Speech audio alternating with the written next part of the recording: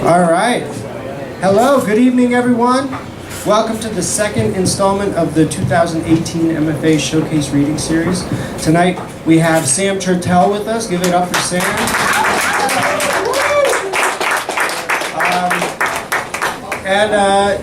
So Michael, Morgan, and Gower are back there to take care of us, so make sure you take care of them before we leave. But to get us kicked off tonight, Dominic Krugmeyer, one of Sam's former students, will read some stuff and introduce Sam for us. So give it up for Dominic.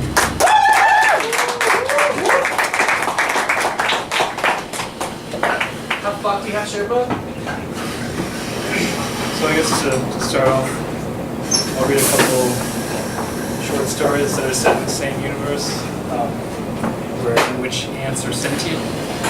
So it's a little weird, but certainly not as weird as whatever Sam has planned for us. Hey Dominic, get up on the mic. Thanks. Alright. So the first one is fun size. Mrs. Godsend pulls her white town car off the road and onto the shore. She turns the key and her humming replaces the whine of a weary engine. She exits the car with a small cardboard box no bigger than the fun-sized Snickers she so generously hands out at Halloween, the one that she tapes Bible verses to. The clicks of the cooling engine add rhythm to her hymn. On the box, in black cursive, St. Dominic of Silo's Ant Conversion Kit. Inside are exactly 100 ant-sized communion wafers, blessed by the Archbishop himself, along with a miniature tabernacle and accompanying crucifix. Miss Godsend walks the large anthill just 20 feet in front of her car. A red flag with a blue stripe waves beside it, signaling it's part of a reservation. She does not watch her step as she approaches. She squats down and opens the fun-sized box. The tops and sides fold out so that it becomes a sort of platter. She sets it at the base of the hill and stands up, then takes a few careless steps back and watches intently. Her humming intensifies. A minute passes and the ants are oblivious to her generosity, God's generosity. She stamps on the ground 3 times, still oblivious. Her confident hum becomes a sigh of defeat, and then silence. But before she can begin a prayer, though still because of it, ants swarm the hill. Then, miraculously, the platter. Miss Godsend sings triumphantly as the ants carry the tiny communion wafers and the tiny tabernacle up and into their hill. She wipes a tear from her eye as they struggle to fit the crucifix. 100 souls saved, for just $9.99 plus tax.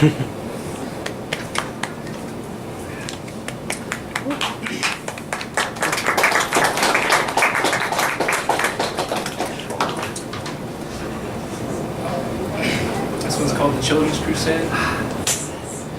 Ingrid gets her way. She got the magnifying glass yesterday, even though yesterday wasn't her birthday. Her birthday is in 53 days. Ingrid wants a pony. Ingrid wants Jerry's toy fire truck. Ingrid wants the world. Jerry will not give Ingrid his toy fire truck. It is sparkly red and the wheels spin smooth and he likes it. Ingrid bullies Jerry. Says he should go suck a toe. She saw him sucking his toe once, told Mandy. Jerry cries like he cried then. Salty drops on puffy cheeks. Jerry is cute. Ingrid is not. Ingrid has oddly sunken eyes. The doctors don't know what to do. Ingrid wants to be Barbie pretty. Ingrid wants to marry someone who is Ken handsome. Ingrid wants the world.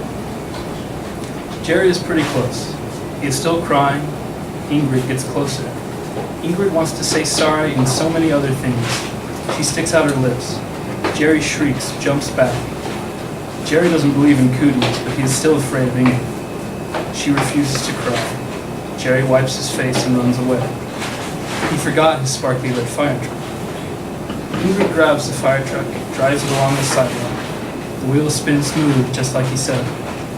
They spin over cracks and clumps of grass into anthills. Ingrid wants to be in control. Ingrid wants the world. Ingrid knows the ants are just like her. Mother told her this and never to hurt them.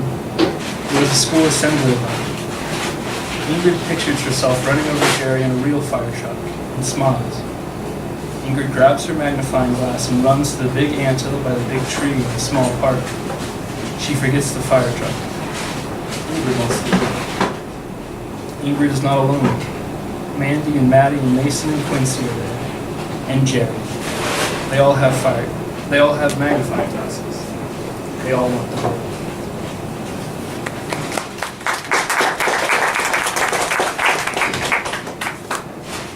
Just one more. It's called the Cocktail of Insouciance. Edward Jasper is not sober, nor were his parents when they named him, nor has he been in a long time. Nor was Hunter S. Thompson when he wrote Fear and Loathing in Las Vegas, nor was Thomas Jefferson when he signed the Declaration of Independence, nor was God on the sixth day. He was high on all the shit he did 3 days earlier. Then God said, "Let the land produce vegetation, seed-bearing plants and trees on the land that bear fruit with seed in it, according to their various kinds, and weed." And it was so good. Edward Jasper is surrounded by colors that love him. The lamp is a cornucopia at night. The sun a veritable smorgasbord. Smorgasbord? Streaks of orange clutch the walls, turn their heads to look. Edible Jasper is positively glowing. He is on a lot more than weed. Uppers, downers, and the kind that make you go sideways. Edible Jasper is above and below, between and beside. He is on top of the world, its legs over his shoulders. He squeezes green, penetrates a Bermuda Triangle. He thrusts, sweaty and sporadic, until the cure for cancer is spread across his bedsheets. He scoops it up with a crack spoon and puts it in a Coke bottle. The world needs to know. He turns to tell her that the bed's empty. He turns again and she's sitting on the windowsill, smoking a cigarette. He offers her a joint. She jumps. 18 stories up, and no one will ever read it. Edible Jasper knew ants were sentient well before the scientists did. He's picking them off his carpet pizza, naming each one before it is flipped out the window. They will survive the fall. Soon, they will be eating sidewalk pizza.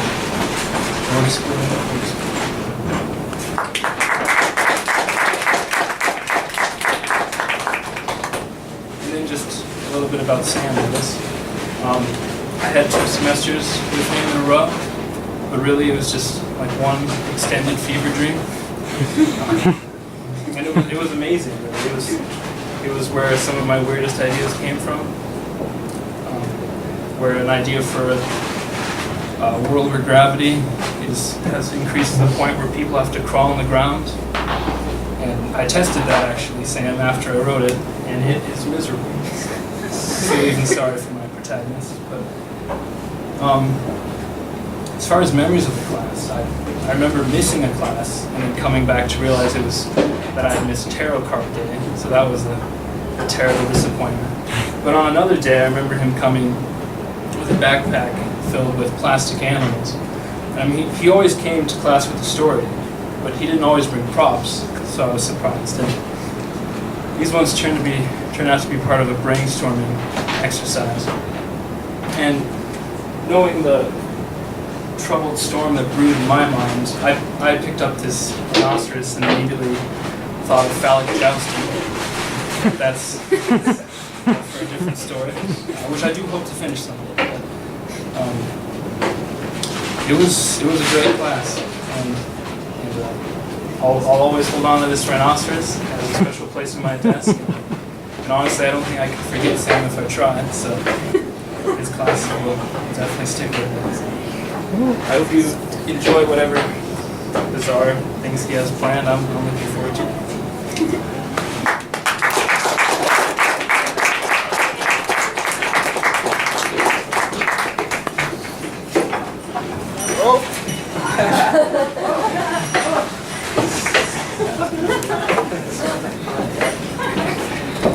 Sorry about that. Thank you so much, Dominic. I have a few responses to your work. First of all, there were multiple tarot card days, so if you missed all 3 of them, then maybe you weren't as great a student as ever. But probably you just went to them and they were so amazing that they got into your subconscious. I loved the stories you read. My only question is, if Edible Jasper is named Edible Jasper, then who's eating who? And where's that story? I also want to tell you the story of why Dominic, other than my obviously millions of former students that all love me, is introducing me. Can I tell that story, Dominic? Yeah. Okay, I was going to do it if you said no anyway. So, I like to go running sometimes. You know, I'm in super good shape. I can run a 5-minute mile. I can run 6 miles in under 40 minutes. You know, fight me if you want to. So, I was, what is that? Is that stuck to my hat now? Anyway, Yes. so I was running as I often do one day, and I ran by Dominic, and I was kind of happy because, like, well, hey, Dominic was my former student, and I thought he liked me. So I waved to Dominic, and I thought he was going to wave back. But Dominic didn't wave. He didn't say hi. He didn't even acknowledge me. So I was kind of miffed. You know, I finished my run, I was like, oh wow, if Dominic doesn't like me, then no one likes me. But then 2 days later, maybe it was 3 days later, a few days later, I got an email from Dominic with the subject line, "The dream was real."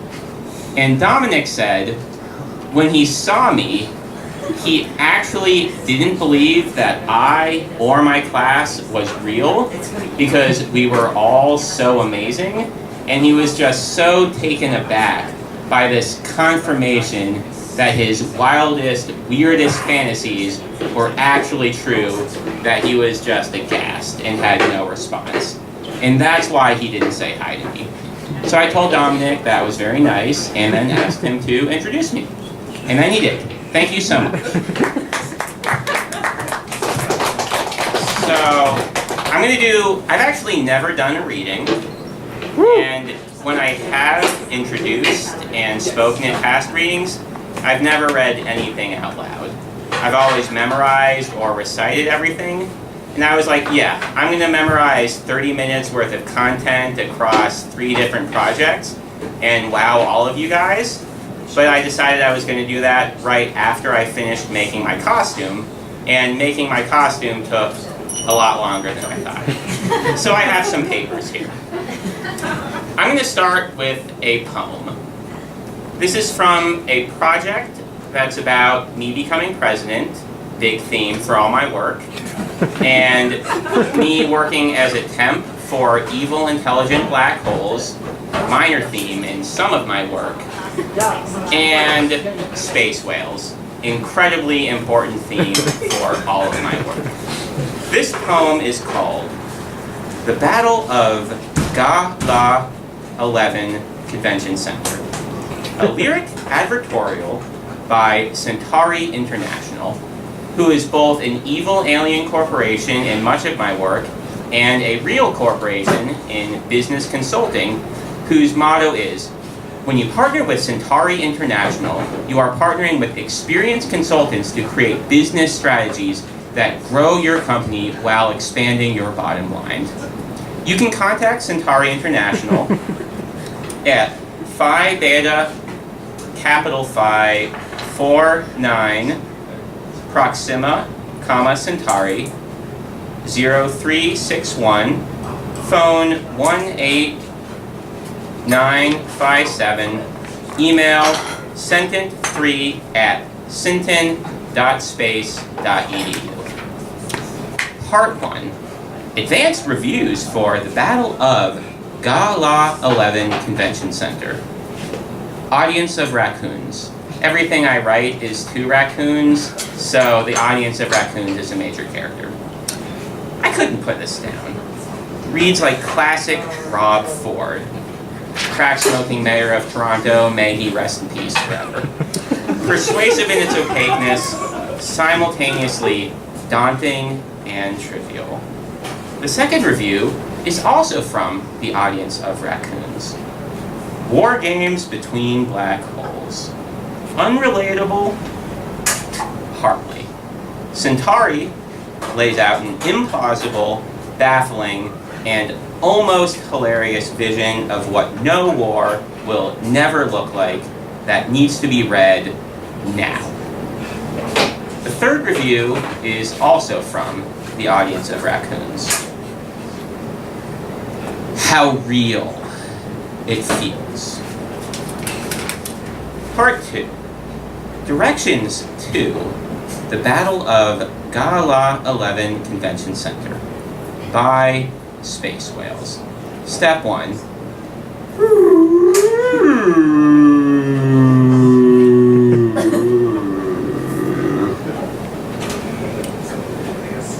Step 2.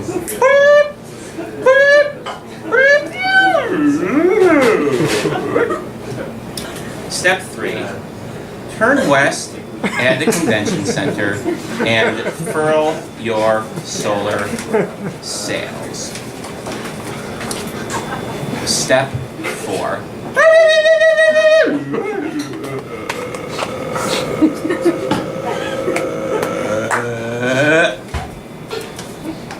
Okay.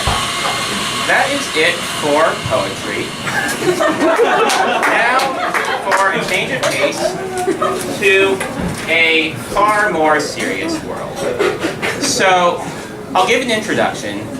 I've been working on a thesis that's an art book or an artist's book. One artist I showed it to said it reminded him of a punk fanzine, so maybe it's that. And I've been working on that for about 2 years with an advisor. And a couple months ago, he was like, you know, maybe you're not such a good artist. Maybe your thesis should have some writing in it. And I was like, you know what? Maybe you're right. So I decided to give him 30 pages of no bullshit writing per his requirement that also just happened to be a haunted house story that I just happened to have to write for a class on haunted houses. So I'm going to read some of this, and then when I get tired of it, we'll switch to the main thesis. This is called Shiny House, a novel. Both Shiny House and a novel are all one word. I'll come back to that. Chapter 1. As Illyria Zahn finished eating her second to last chair, her last chair broke. The navy jumpsuited, medallioned, heroically fit 35-year-old fell backward.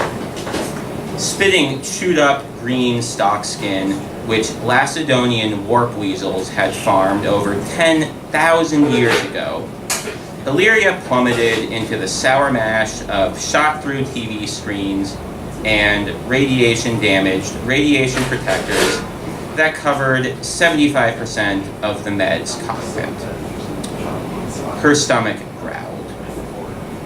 Glancing over at a purple dolphin-shaped, half-broken screen with "full gagway" scratched on it in a dubious gray matter, she squinted through a typical haze of carbon dioxide, carbon monoxide, and escaped waste recycling particulates until she could read the retro-futuristic chrome Space Needle's position.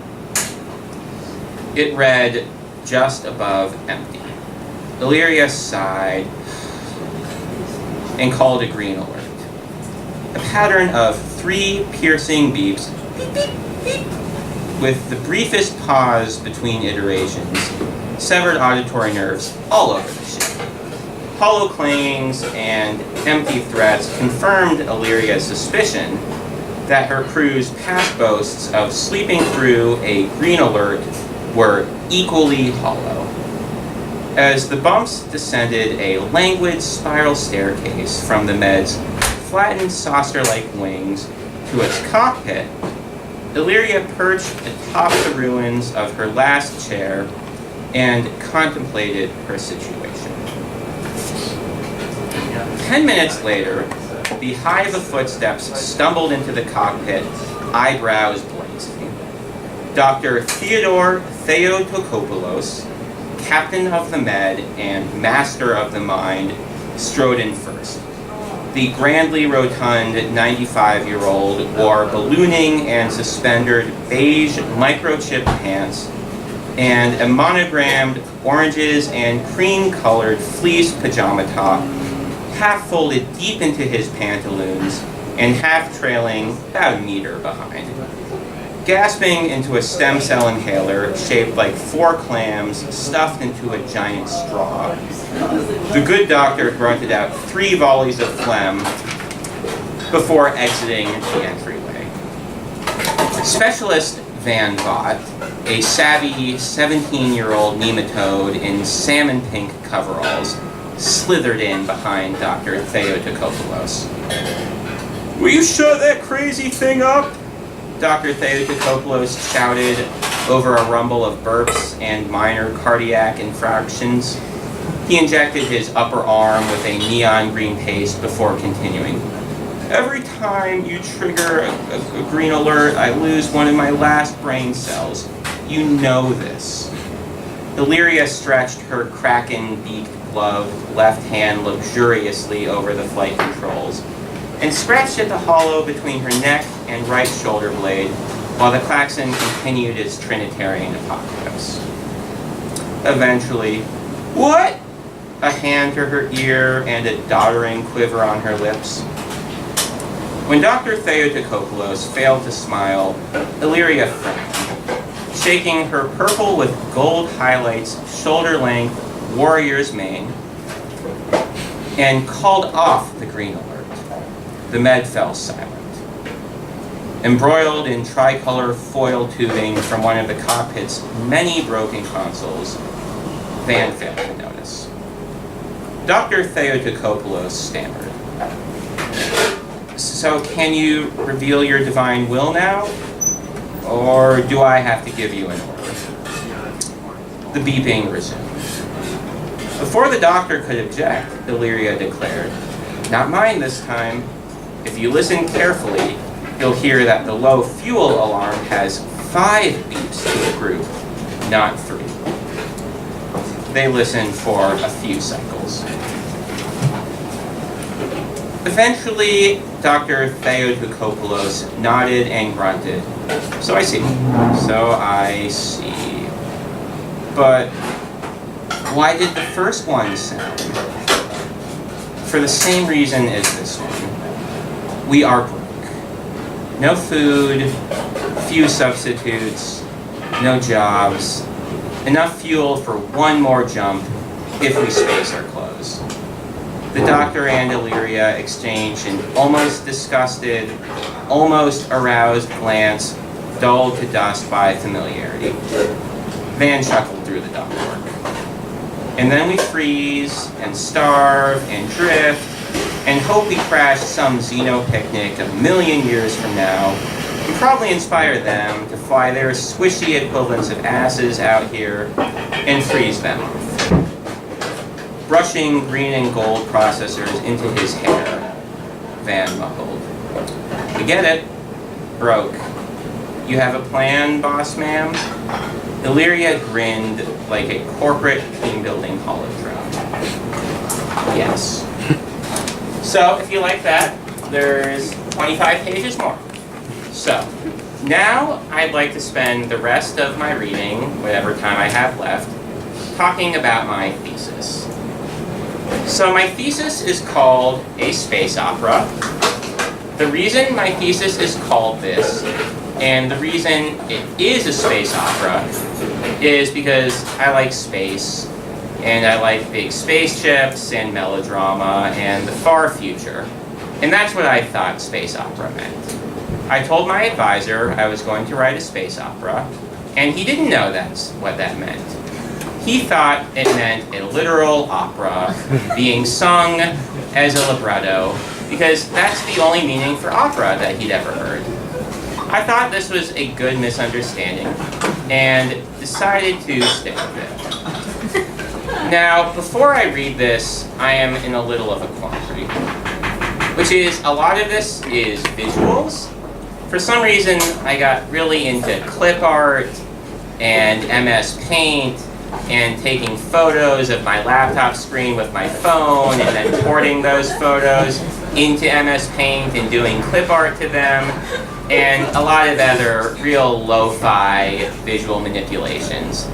And I thought, maybe I can describe all these visuals to you, and maybe I'm a good enough descriptor of imagery that you'll just get it. But then I thought, probably not. So fortunately, I have an answer. And if anyone's wondering what's in this box, the first answer is not Legos. First of all, these are Mega Blocks. The difference is very important. But second of all, in this box that I am about to open and share with you are excerpts from the second two parts of my thesis.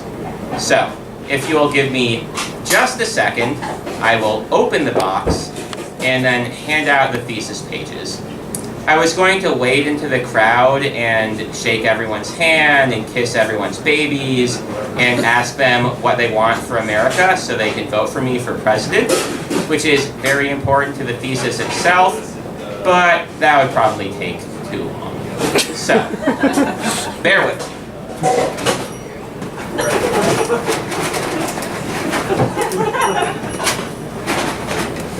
Let's see, I think it opens this way. Andrew, are you okay with your table doing the honors? No, it doesn't open. The last time I opened it like this, everything screwed up. Okay, it opens this way. You can see by these flaps on top, then these flaps down here. This Make Your Own Enterprise set was a gift, which I did about 10% of, which took me about 4 days, and then I gave up. Never build anything. Okay.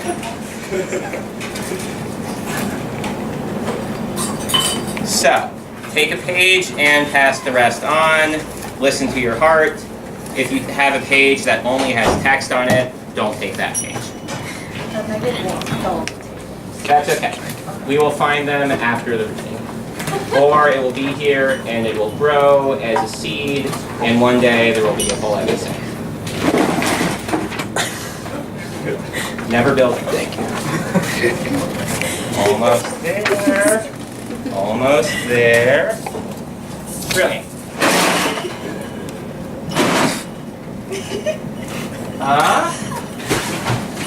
Okay. Wait, where did my, over there. Wait one more second. Wait for it.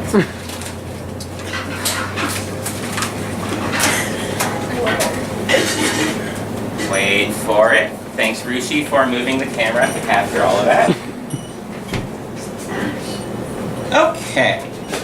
So, the thesis is called A Space Opera. The first image, which you can sort of see here, is a poster that some friends of mine on the William and Mary debate team made based on a photo another friend of mine took of me holding an AR-15. The caption is, "Wanted for President 2072. That's when my 18th term is going to be, or 10th, or however the math goes. It will happen. The poster says, "Wanted for punching a hole in our wall." Apparently, I did this.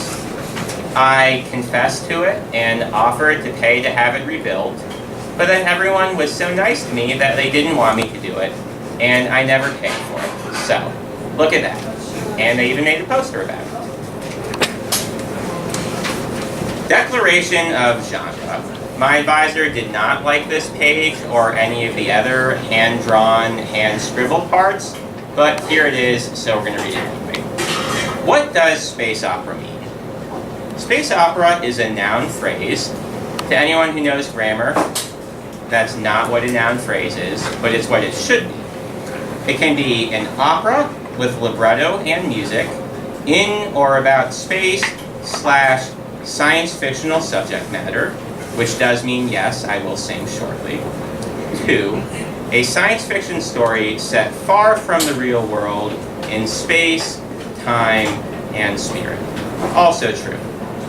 3, an opera, from Latin opera, equals artistic work using space and the 3 dimensions thereof as its compositional material, which is why, to to my advisor again, who's not here and didn't buy it, the pictures and clip art belong in a space opera. Forward, towards a space opera. An earlier version of this project was called Just About Weed, but I crossed all of that off, and now it's a space opera. We see two images here. One is the northern flicker, a medium-sized woodpecker common to this area. The other is EarthNet Corn George, an artificially intelligent orbital nuclear fortress based on a failed meme based on the character who played the parody of George in Seinfeld, a XXX parody. One of these two figures is a major character in my thesis. First introduction by an author whose name I removed for copyright reasons, but who is totally not Banu Kapil. Author. Close your eyes and think about doors. Now tell me where those doors lead you. Me. I'm thinking of all my keys. Most of them aren't even for doors I use. Like this one I stole from my old biophysics lab. Or this one I stole from my friend's apartment so I could use his broken glass and brick wall protected garage. Author. How interesting and very strange. Now, tell me what you write. Me. Redacted. Many portions of my thesis have been redacted by the Galactic Center for Censorship. You're welcome. Author. Fascinating, but all of that was but a mere bubble of gum. Let me now stick a pin in it. Second introduction by a professor whose name has been elided for copyright reasons, but who is totally not Nicole Wright. The big novel, opera, about weed, space, has yet to be written. I paired this quote with this lovely photo of a red-tailed hawk in its nest because I saw this hawk shortly before I ran into this professor who shall remain nameless on the same day. Third introduction by a friend who is totally not here right now and I'm totally not looking at right now. What the fuck is this? Turn to page 3. Dramatis Personae, which for those of you who don't speak Latin like I do, means fuck.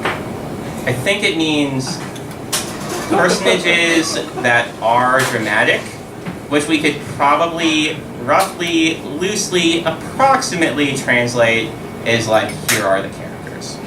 So, here are the characters. Jos Severian, comma, a civil servant, who shall be sung by me in tenor. I gave this character the name Josf because Josf was the name in my phone for my weed dealer through much of college. I arrived at this name because he was my third weed dealer in college. My first two weed dealers I both named Joe because I figured that was a good generic name. It's also my middle name. And then I decided after 2 Joes, it was time for a change. And I was going to change from Joe to Joseph because I'm a very ambitious sort. But I misspelled Joseph and wrote it as Josf. And then I decided Josf was better. Because, who's going to believe that's a real person? That's one character. Our second character is Second Colonel Jade Black, USAF Reserves, and a civil servant who shall be sung by me in mezzo-soprano. I named this character Colonel Black because I've had a real-life encounter with a ROTC soldier at CU Boulder who frequently mistakes my phone number for the phone number of her commanding officer, whose name is Colonel Black. So for a couple of years, I would get these text messages 2 or 3 times a week. That would be like 10 or so lines about, "Sir, is it okay if we switch opening reserve formations from 0600 hours to 0700 hours on Wednesday the 31st? Sir, we have a U.S. Reserves USO show coming at 0800 hours. Yes, sir." I never responded to any of these messages because I was afraid that if I did so, they would stop coming. Our third main character is Porn George and artificial intelligence. I think I've already told the story of Porn George, but the story of Porn George bears repeating. Porn George is the spirit of the internet. Porn George is the soul of all of the space satellites and other devices in space. Porn George was also the actor who parodied George in Seinfeld, a XXX parody. In 2019, which isn't all that far away, when the internet becomes sentient, I, Sam Chirtel, shall ask the internet what name it will pick, and the internet will pick Porn George. Our third character is Carm, the secretary. He's not very interesting. Our fourth character is President Joe Chert. So, my full name is Samuel Joseph Chirtel. I was creatively named by my parents after my uncle, Joseph Samuel Chirtel. True story. I once wondered what my name meant. Fortunately, I have a brother who cares about genealogy and Latin and shit that I don't care about, and he did some research. It turns out that Samuel comes from the Hebrew Shmuel. I should have known this because it's my Hebrew name, which means God has heard. Because in the Bible, there was a prophetess named Hannah who didn't have any kids. Then she prayed to God, like, give me some kids. Then she did have a son, so she named him Shmuel. God has listened. Okay. My last name, Chirtel, has no reference at all in human history outside my family, with one exception, and that is Chirtel is a French chocolate company. So, probably not there. It turns out my great-grandfather was named Zertel before he changed his name to Chirtel when he came to the States in 1914. I'm proud that everybody in my extended family left Europe before World War I. So, okay. Zertel comes from Sertel, which is a Yiddish diminutive of the name Sarah, which means princess. So, the full meaning of my name is God has heard you, little princess. The reason I'm explaining all of this is while that's a nice name for poetry readings and all forth, it's not very presidential. And I'm going to be president. And when I run for president in 2032, under a slogan like Chirtel 2032, what are you gonna do? I need a more presidential name. So I will change my name to Joe Chert, which is a nice, strong, presidential sounding name. And that is the president who shall be me. Our fifth major character is named Dr. Smanimals, and Dr. Smanimals is a hive mind composed of many small animals, mostly raccoons. As I explained already, everything I write is to the raccoons. I think this is because they were the first people that responded to me after I moved to Boulder. And everywhere you look, there's a raccoon hiding. Like, I swear there are 3 raccoons on that porch, and we can't see any of them. Our final main character is named The Just. Previously was named The Just Weed. This character is an extraterrestrial who is an alien plant that was previously an alien weed plant, but lately I've cut back a little bit, so maybe it's just an alien plant. Then here I made a drawing of an instrument that you would use to play a space opera. It's kind of like a pterodactyl, but it has a trumpet coming out of its back.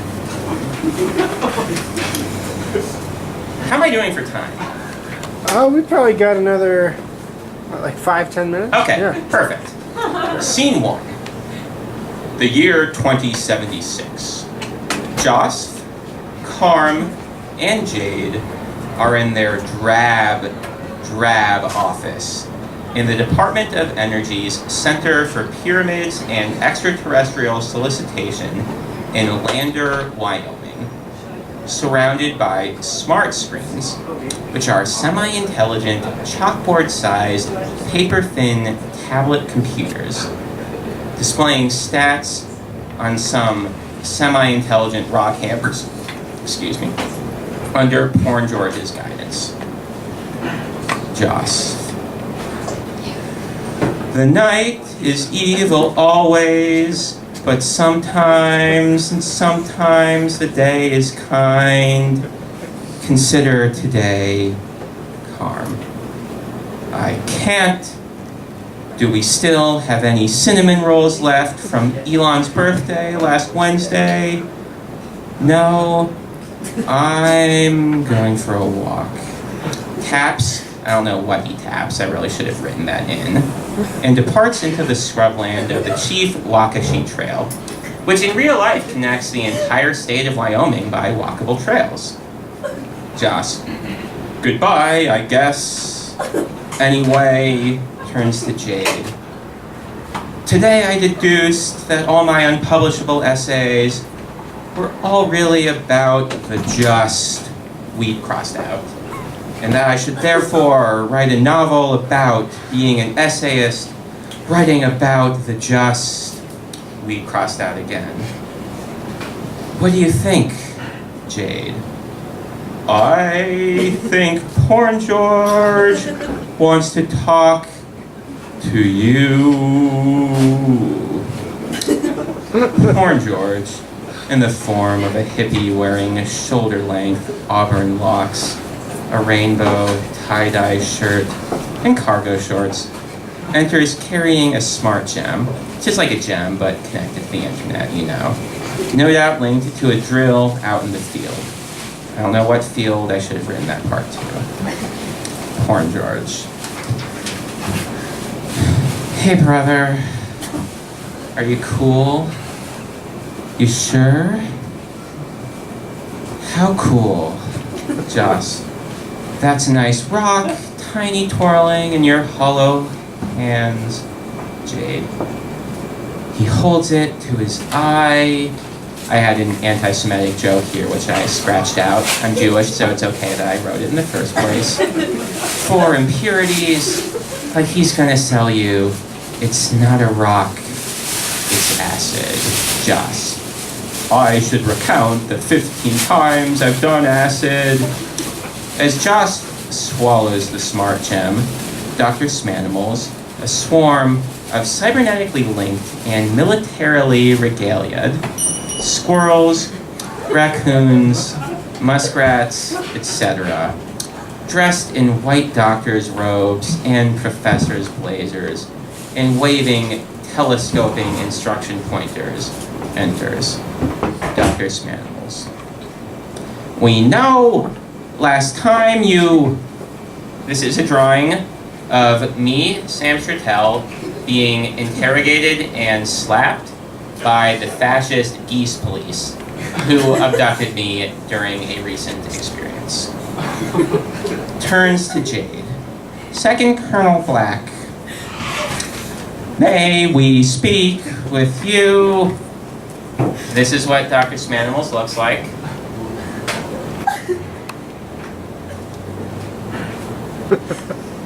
You sure? Okay.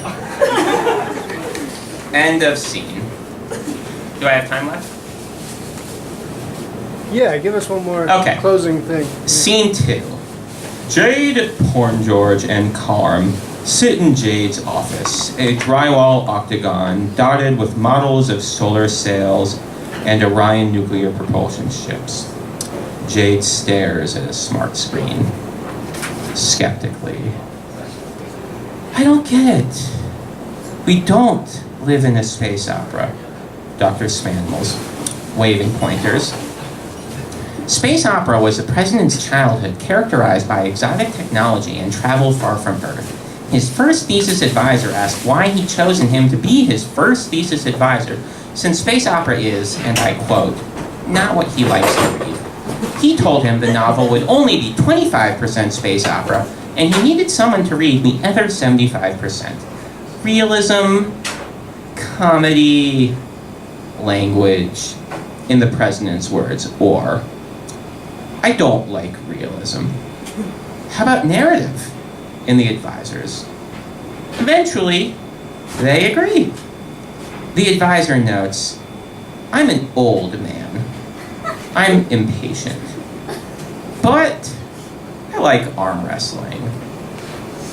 Much later, I also like opera, which you keep mentioning. Jade. Or some epic farce in which a Polish rabbi chases flying squids to Turkey. Dr. Smanimals. See the president's abandoned first novel, Constantinia, based on 3 weeks touring Istanbul. Jade.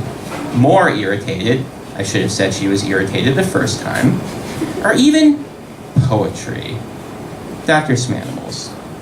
See the president's unpublished chapbook, getting a theme here, I Were War Games, in which he and space whales tempt for black holes.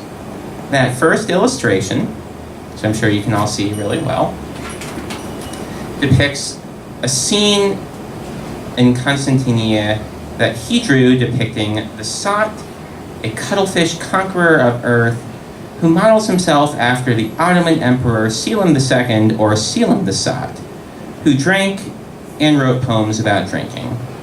The Sot drowns Constantinia in wine. Jade begins to half-hearted, and then here, this picture of a galaxy cuts off the text. I wish I knew what I wrote. Porn, which I guess should be Porn George. Ah, but we do. You who were reserved has been recalled. Poetry. Carm enters carrying a bloody deer pelvis densely inscribed with blinking runes. What happened? War was beginning. Russian and Turkish and Technocore nanoplagues. My boss, that's me, offers his lamentations and begs you to flee with him into the forest. Jade. The sky twists already with dragon ghost spider wings. Why not mine? Tell your boss to pray to his pink light worms. End of scene. Thank you.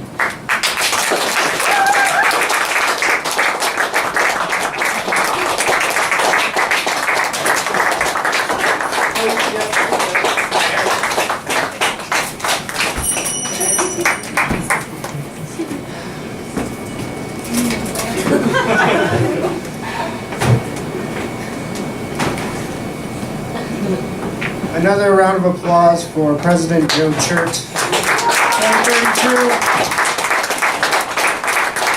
and for Sam Chirtel. Another round of applause for Dominic for opening up tonight. Thank you.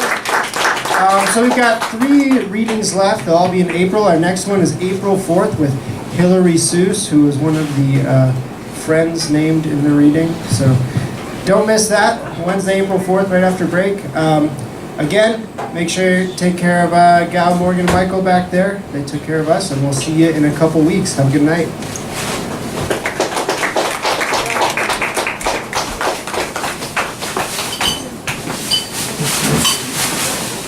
Oh, yeah, can I have those papers back?